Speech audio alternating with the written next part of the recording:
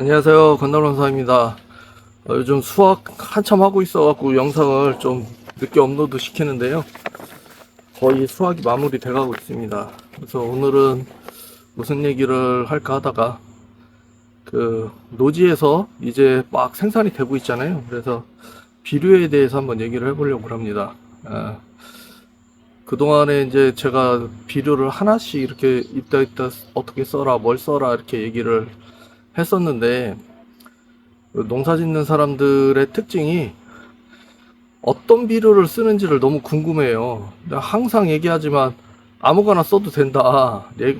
얘기를 하셔도 제가 어떤 비료를 쓰는지 궁금하시는 분들이 많아서 제가 오늘 어떤 비료를 사용하는지 전부 오픈하겠습니다. 첫 번째 이제 질소는 누보 트리플 플러스 이걸 사용을 해요. 이제 이거를 사용하는 이유는 뭐냐면 얘는 이제 첫째 유기농업 자재고 가격은 한 25,000원 정도 해요. 비싸요. 그런데 이걸 단순히 비싸다고만 볼 수 없는 게 뭐냐면 예를 들어서 뭐 유박하고 가격 비교를 하면 2배는 차이 나잖아요. 근데 얘는 질소질이 12%가 들어있어요. 유박은 4% 들어있거든요. 그러면 가격이 2배라도 질소가 3배가 들어있기 때문에 계산을 해보면 절대 비싼 게 아니죠. 그리고 블루미인 같은 것도 질소질이 4%밖에 안 들어있잖아요. 근데 블루미는 많은 분들이 사용을 하기지만 저는 이제 왜 사용을 안 하냐, 뭐 몇 가지 이유가 있긴 한데 그 중에 하나는 블루미인도 4%밖에 안 들어있어요. 그리고 화학비료죠. 블루미인은 유기농업 자재가 아니에요. 근데 저는 무농약 인증을 받아야 되기 때문에 유기농업 자재를 사용하는데, 근데 무농약 인증이면 뭐 30% 미만은 사용해도 되니까 써도 되는 거 아닌가, 뭐 그런 얘기도 할 수 있는데, 그냥 어차피 하는 김에 유기농업 자재 사용해가지고 뭐 손해볼 거는 없으니까, 그리고 가격 면에서도 절대 손해보는 게 아니라서 이걸 사용을 합니다. 근데 이거의 특징은 뭐냐면 질소질도 있고 해저 추출물도 있고 랑베이트도 있고, 그래서 뭐 미량연소까지 다 들어있는데 얘는 요소태질소예요. 질소가, 그러니까 이 구안호가 그 뭐 박쥐나 새들의 분비물로 인해 가지고 막 만들어지고, 그래서 축적이 돼서 만들어진 거기 때문에 요소태질소예요. 그래서 요소태질소를 왜 쓸까라고 생각하겠지만 우리가 이제 질소의 분해 과정을 생각해 보면 또 이해가 되기도 합니다. 그러니까 요소태질소는 암모늄태질소로 변환이 되고 암모늄태질소는 질산태질소로 변환을 해요. 그런데 이제 블루베리 같은 경우에는 암모늄태 질소를 뭐 굉장히 선호를 한다고 알려져 있는데, 암모늄태 질소를 사용을 하려고 보면 비싸요. 너무 비싸요. 그래서 이제 대부분 쓰는 게 질산태 질소인데, 그러니까 얘를 뿌려놓고 분해를 시키면 요소태 질소가 되잖아요. 그리고 블루베리가 요소태 질소를 좋아한다고 해서 질산태 질소가 필요하지 않은 것도 아니에요. 그래서 질산태 질소도 공급을 해줄 수 있어요. 그래서 저는 이걸 사용하는데, 이거를 쓸 때 제가 항상 얘기하지만 비료를 어떤 걸 쓰느냐가 아니라 어떻게 쓰느냐가 중요해요. 그래서 얘를 사용을 할 때는 저는 이제 웃비료를 주잖아요. 얘는 웃비료를 주고 한 1개월 정도 되는 약간의 완효성 비료인데, 그래서 웃비료를 준 상태에서는 얘들이 증발을 해서 공기 중으로 증발을 해서 날아가는 것들이 많아요. 그래서 손해를 많이 봐요. 그래서 웃비료를 주시는 분들은 조금 더 주셔도 상관이 없고 조금 더 자주 주시는 게 득이 될 수 있어요. 그래서 화분 재배 같은 경우는 웃비료를 줄 수밖에 없으니까 어떻게 하냐, EM을 바로 관주를 해버려요. EM을 관주를 하면 EM이 이 비료의 분해를 좀 빨리 일으켜요. 빨리 일으키기 때문에 그 손해보는 공기 중으로 날아가는 질소가 특히 적어지는데, 암모늄태질소, 요소태질소에서는 큰 문제가 안 되는데 암모늄태 질소로 딱 바뀌잖아요. 바뀌면 이때부터 공기 중으로 확 날아가 버려요.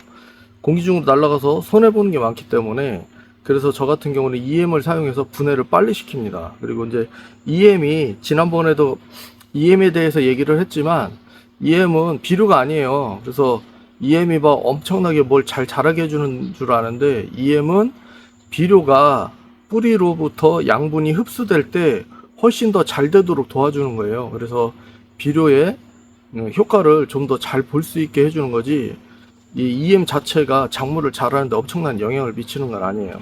그래서 EM을 비료처럼 생각하시면 안 됩니다. 그래서 저는 이 트리플 플러스를 사용을 할 때 EM을 사용해서 사용하는 이유가 분해를 빨리 시켜서 이제 흡수가 되고 공기 중으로 손해보는 걸 적게 하기 위해서 하는 거예요.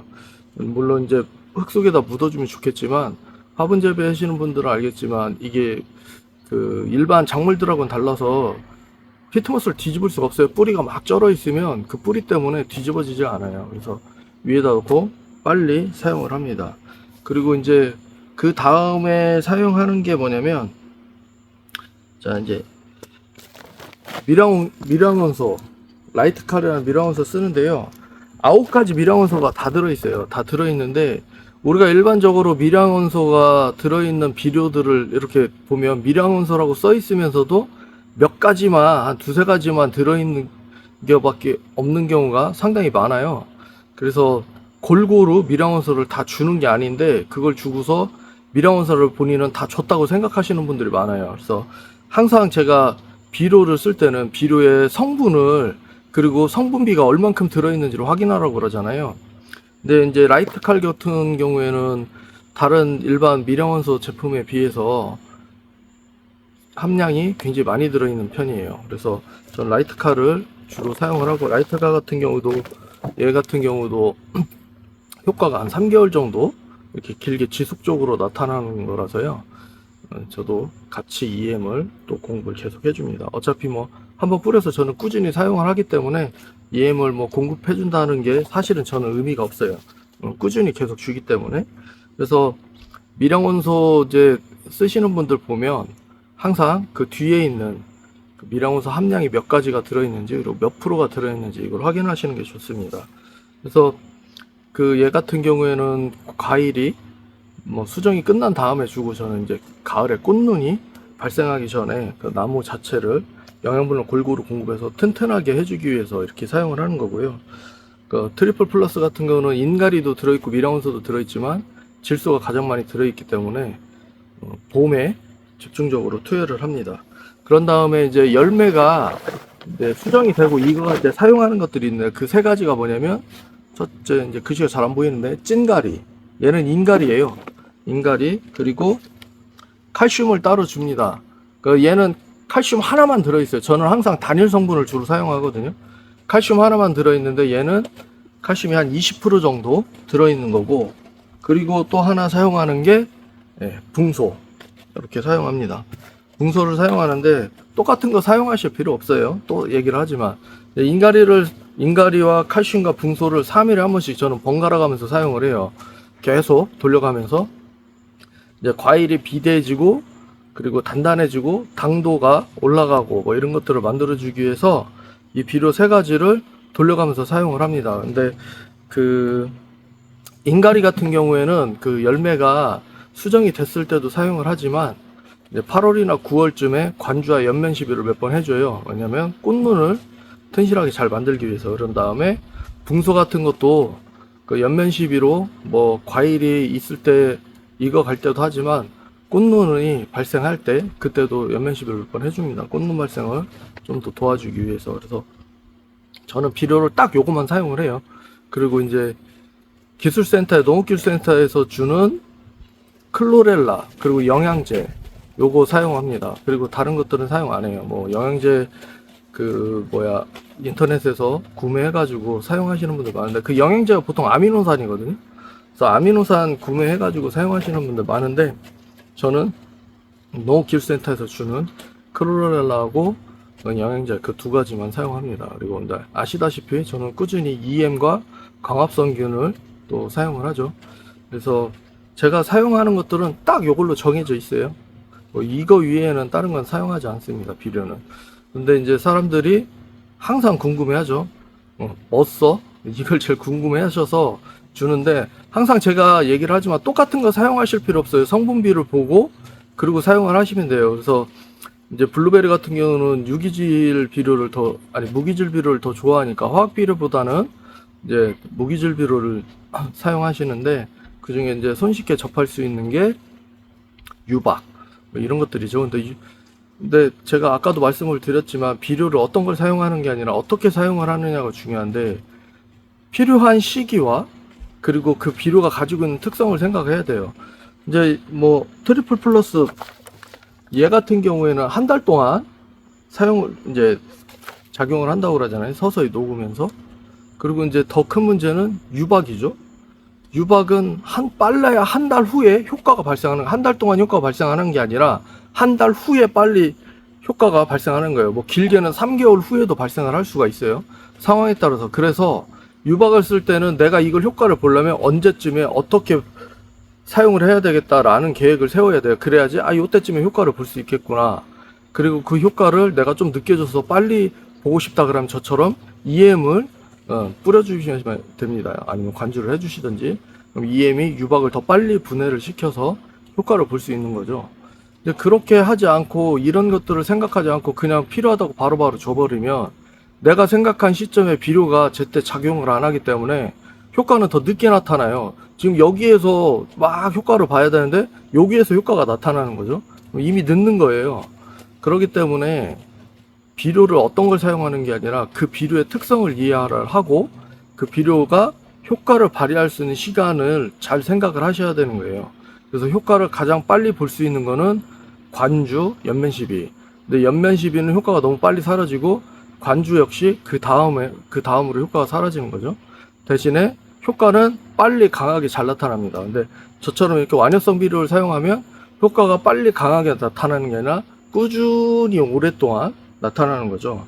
그래서 이런 것들을 생각을 하면서 사용을 해야 돼요. 그리고 이제 칼슘 같은 경우에는 예를 들어서 이제 이런 칼슘을 사용할 때 보면 뭐 제가 단일 성분을 주로 사용한다고 그랬잖아요. 근데 어떤 것들은 칼슘이 얘는 20%인데 20%도 안 돼요.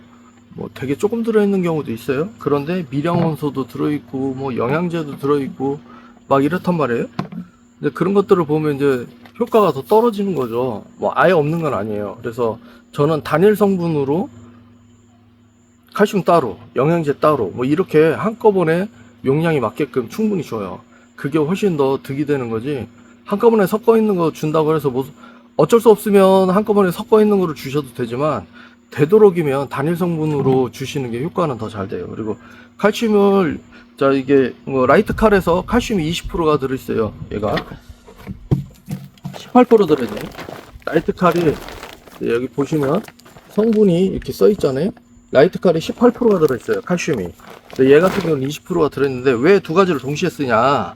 이게 문제인데 칼슘도 이제 특성을 좀 생각을 해봐야 돼요. 칼슘은 흡수를 하는데 시간이 오래 걸려요. 그렇기 때문에 꾸준히 계속 칼슘을 공급을 해준 사람들이 아니면 뿌리에서 작물로 올라가는데 시간이 너무 오래 걸리는 거죠. 그래서 제가 예전에 농업기술센터에서 교육을 받을 때 들었던 내용인데 사과한테 칼슘을 위에다가 웃거름으로 줬대요. 그 칼슘이 꼭대기까지 올라가는데 3년이 걸렸다고 그래요. 칼슘의 이동이 그만큼 느려요. 그래서 계속 주면 1년에 몇 번씩 주면 이 칼슘이 서서히 움직일 거 아니에요. 근데 첫 해에는 그 효과가 제대로 안 나타나겠지만 2년 3년 후부터는 그 전에 줬던 칼슘이 서서히 올라가면서 효과를 보겠죠. 그러면서 연면 시비를 같이 해주면 효과를 더 잘 보는 거예요. 연면 시비가 효과가 좀 더 빠르기 때문에. 그래서 칼슘을 연면 시비와 관주 혹은 웃거름 같은 걸로 같이 주는 게 효과가 굉장히 좋다고 그래요. 그래서 미량원소로 주고 그리고 과일이 이거 할 때는 연면 시비를 같이 하는 이유가 여기에 있는 거예요. 그래서 칼슘을 주실 때 뭐 칼슘 주면 좋다고 그래가지고 연면 시비만 해가지고서 효과 못 보시는 분들은 이런 데 있는 거예요.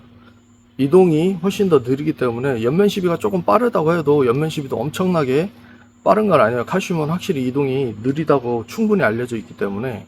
그래서 이것들을 밸런스를 잘 맞춰서 생각을 해야 돼요. 그래서 한 번만 오래 막 줘야 된다고 해서 칼슘 줘야 돼요. 그래서 줬는데 효과를 제대로 못 보시는 분들의 이유는 여기에 있는 거예요. 칼슘이 늦게 굉장히 서서히 이동을 하기 때문에 그 이동 속도가 내가 효과를 보고 싶은 우리나라 사람들은 약을 뿌리면 바로 효과를 봐야지 좋잖아요. 근데 그런 일이 칼슘은 절대로 일어날 수가 없어요. 그래서 칼슘을 연면 시비와 그리고 웃거름과 두 가지를 같이 줘야지 효과가 훨씬 더 잘 나타납니다. 그래서 이제 처음에는 이제 저도 몰라갖고 이거를 야, 칼슘은 연면 시비는 잘하고 여기 칼슘이 있으니까 밑거름만 줬는데 이 웃거름을 이렇게 주다 보니까 이 사실을 알게 된 거죠. 그래서 연면 시비를 같이 이렇게 하고 있습니다. 그러면 저는 이미 이 라이트 칼로 칼슘을 몇 년째 계속 공급을 하고 있었기 때문에 그러면 필요한 시기에 뿌리에서 칼슘의 흡수가 계속 이루어질 수 있거든요. 이루어질 수 있고 그리고 연면 시비를 해서 열매에 효과를 훨씬 더 증대시킬 수 있는 겁니다. 근데 이제 붕소 같은 경우에는 저 같은 경우에 근데 1000대1, 2000대1이 권장이라서 1000대1 사용했다가 아작 날 뻔했죠. 근데 그 신초들이 많이 타더라고요. 그래서 야 이거 안 되겠네. 그래서 2000대1로 했어요. 2000대1로 했는데 또 그렇게 되는 거예요. 그래서 지금은 3000대1로 사용을 합니다. 그래서 그 효과를 보고 안 보고를 떠나서 작물이 죽게 생겼잖아요. 그러니까 연면 시비를 하고서 잎이 타거나 마르는 현상이 바로 발생을 하면 이 붕소는 주면 바로 티가 나거든요. 발생을 하면 바로 그 다음부터는 그거를 또 1000배로 늘리는 거예요. 내가 2000배를 썼으면 3000배로 늘려서 사용을 하고 1000배를 썼으면 2000배로 늘려서 사용을 하세요. 2000배를 늘렸는데 또 문제면 3000배로 늘리세요. 3000배도 나는 문제가 생겼다 그러면 4000배로 늘리세요. 이렇게 사용을 해야 돼요. 그래서 제가 이제 요거를 사용을 한 이유는 좋아서가 아니라 5kg짜리잖아요. 얘는 얘 정도면 제가 써도 이거 몇 년은 써요. 못해도 한 2, 3년은 그냥 충분히 쓰는데 500g짜리 그 붕소를 가지고 제가 사용을 해봤더니 이 500g짜리는 너무 자주 사야 되더라고요. 근데 포대로 된 20kg짜리는 이게 너무 많은 거예요. 제가 사용을 해도 이건 뭐 한 10년은 쓰게 생겼는데 그래서 어떻게 할까 고민을 하다가 10년도 더 쓰겠죠. 근데 문제가 뭐냐면 20kg짜리는 포대에 들어있잖아요. 이 포대에 들어있는 것들은 빨리 소진을 하든지 아니면 관리를 잘해야 돼요. 밀봉을 아무리 잘한다고 해도 몇 년이 지나면 계속 열고 닫고 하면서 공기도 들어가고 습도 들어가고 하면서 이게 증발이 되고 그리고 얘들을 굳어버리고 이러거든요. 굳어버린 비료는 녹여서 사용하시는 거 아니에요. 그거 과감하게 그냥 미련 없이 버리세요. 쓸 필요가 없는 거예요. 그래서 20kg짜리는 보관도 그렇고 사용도 너무 오래 걸리고 그래가지고 얘로 사용을 한 거예요. 근데 얘는 보면 통으로 돼 있잖아요. 통으로 돼 있고 그리고 얘가 뚜껑이 이렇게 있어요. 그래서 보관하기도 쉽고 밀봉하기도 너무 편하고 좋은 거예요. 그래서 얘를 사용을 하는 겁니다. 똑같이 또 따라서 이거 사실 필요 없어요. 굳이 필요 없으신 분들은 다른 거 쓰셔도 됩니다. 제가 항상 얘기하지만 물론 블루베리가 무기질 비료를 유기물을 더 좋아하기 때문에 화학 비료를 안 쓰는 게 훨씬 더 좋기는 한데 없으면 그냥 써도 돼요. 써도 되고 그리고 똑같은 거를 하는 게 아니라 거기에 있는 뭐 내가 필요한 질소가 몇 프로가 들어있는지 이런 것들을 좀 생각을 하셔서 사용을 하시면 돼요. 그리고 그 비료가 근데 작용이 어떻게 되는지를 잘 생각을 하셔야 돼요.